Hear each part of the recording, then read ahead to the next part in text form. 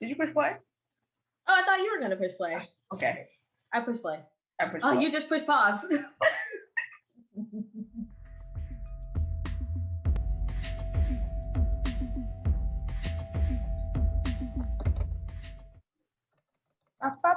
Hello and welcome to Screen Sisters.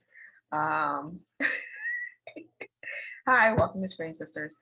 I am your host, Screen Sister Gee, and I'm joined today by my sister, Stephanie, the Gee. So not my name. That's not her name, nor is it my name. But yeah, we're gonna go right into episode 5 of The Falcon and the Winter Soldier, titled simply Truth. Lot to unpack. A lot happening in this episode, and dare I say it is my favorite episode so far. But we still, are in for a treat for next episode, I'm sure. Oh my gosh, it's like too much to handle for next episode. Yeah. It's too much. Like, I know I was telling you that we have like so many things to tackle, but I feel like it's even more than I thought.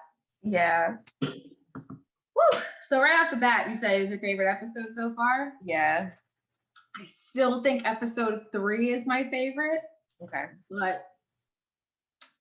But this one was really good. I didn't do much screaming as I usually do. It was more along the lines of just kind of like, yes, and lots of sadness for whatever else is coming. Anywho, so I just want to say something that I meant to say the last time we recorded. We were watching episode 4 of The Falcon and the Winter Soldier.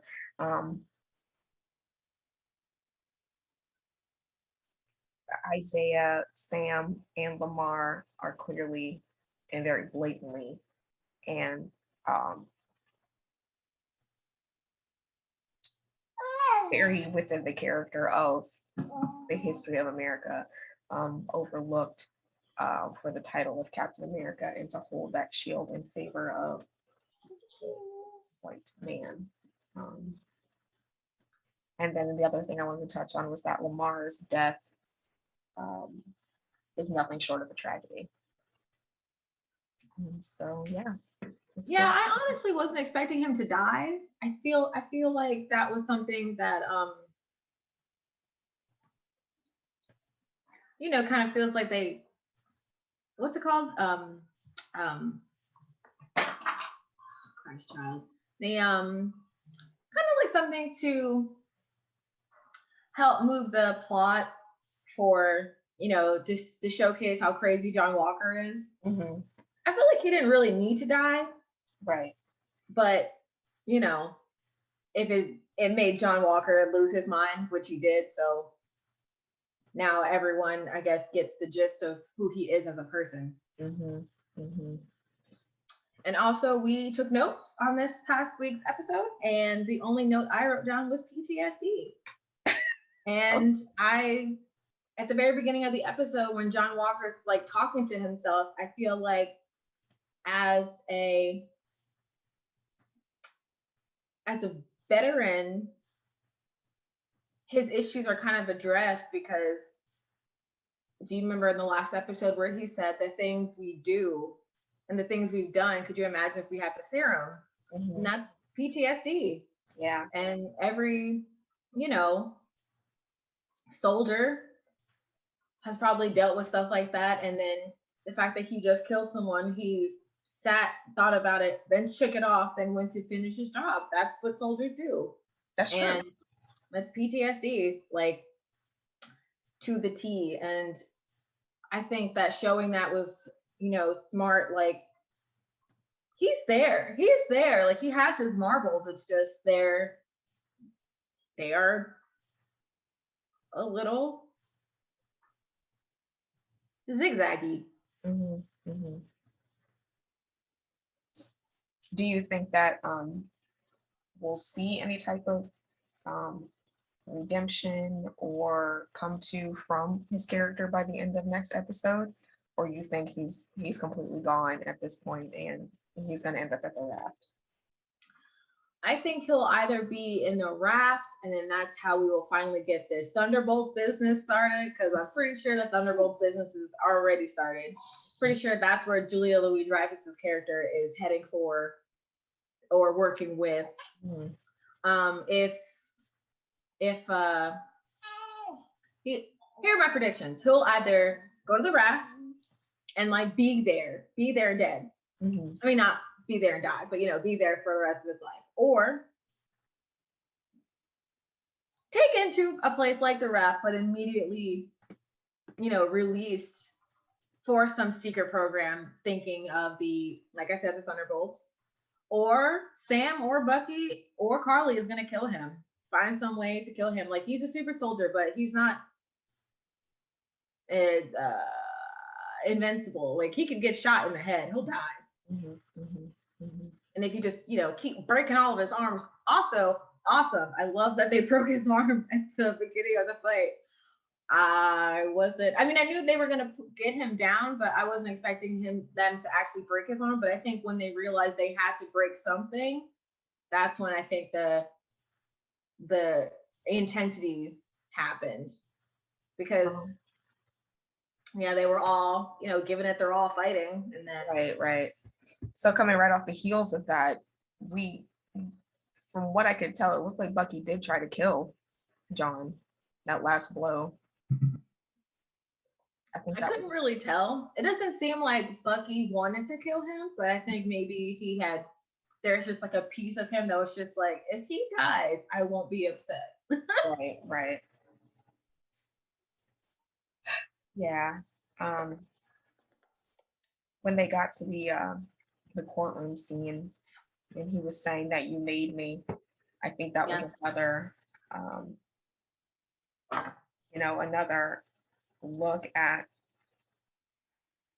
what we ask of the women and men who serve the country, what we ask them to do on foreign soil, and then how we then ask them to readjust to some sort of normalcy and get a job and do a 9-to-5 from there. Sometimes they cannot do it. A lot of times they cannot do it. The veterans who try to find work immediately, when they come home, is always like hit or miss, or they're all right, buddy, hit or miss, or someone not being, they can't actually do that kind of work anymore. It has to be something where they're not going to freak out. And sometimes being around lots of other people will make you freak out. Yeah. All right, so the next thing, obviously right off the bat, I thought Contessa Valentina Allegra de la Fontaine was what did I say? What name did I say earlier? I thought it was the lady from the Netflix Marvel show. Rosalie Carbone. Yes, Rosalie Carbone. I thought it was her character, just recasted. So that was my immediate thought. I didn't recognize the name. Man, that would have been really cool if it were Ada, but that just probably wouldn't make sense unless she had another body stashed away for a rainy day.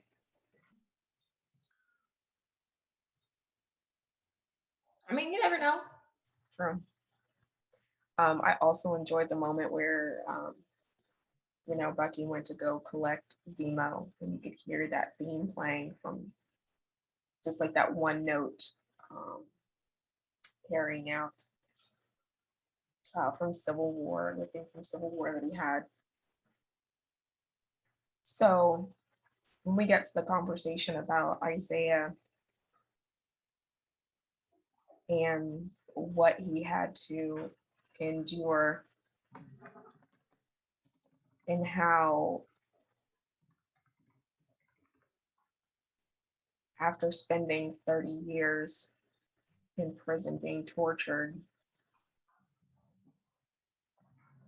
Yeah. Even from the moment of his inception, or his of his creation, even until now, his history has been erased. Mm-hmm. And I thought that was something that was very important to include, because I can clearly recall the history books that I grew up with in school having one thin chapter about Black history, and the rest of it is just how American history, yeah, which apparently Black people have no part of. yeah, and how America was conquered, really.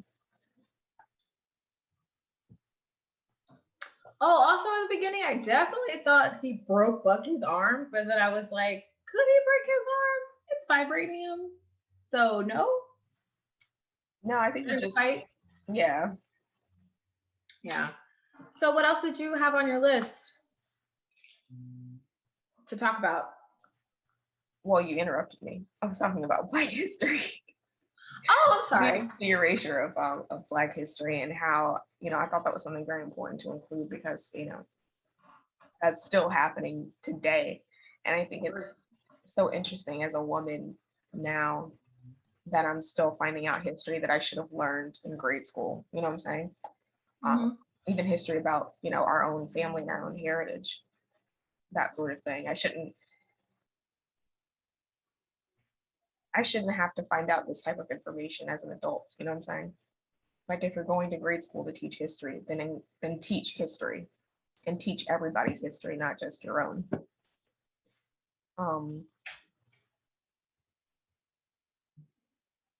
And I don't want to diminish the effect that slavery had, but I don't think it's. I think if you're going to teach slavery, you also need to teach the heroes that have since come from slavery. I'm trying to make sure I put my words carefully, because I don't want to tailspin into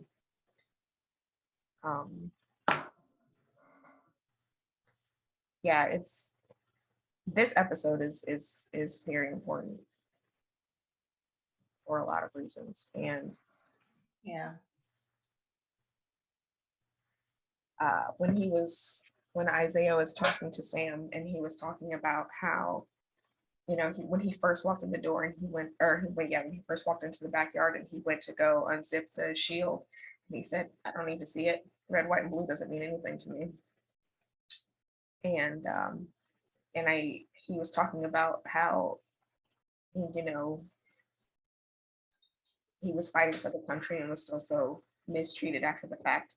And I just watched The Five Bloods, and that was one of the things that was, talked about in that film as well. You sent hundreds of thousands of Black Americans to bleed for you, but no